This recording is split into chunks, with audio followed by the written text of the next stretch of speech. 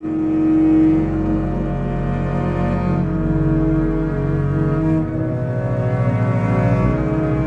हाँ, नमस्कार दोस्तों।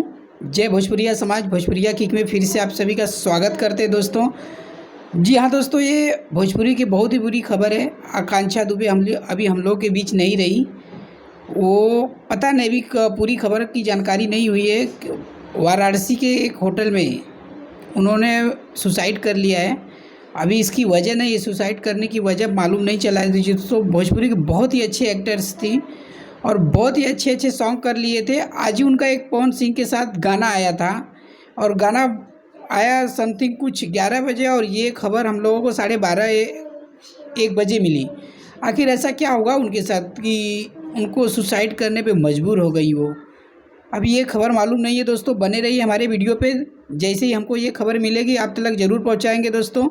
और हाँ दोस्तों, भोजपुरी इंडस्ट्री के बहुत ही बड़ा झटका है। हालांकि भोजपुरी इंडस्ट्री में ऐसे कभी हुआ नहीं है, आखिर देखने को मिल गया है। बने रहिए हमारे वीडियो पे, एक से बढ़कर एक अपडेट आपको देता रहूँगा।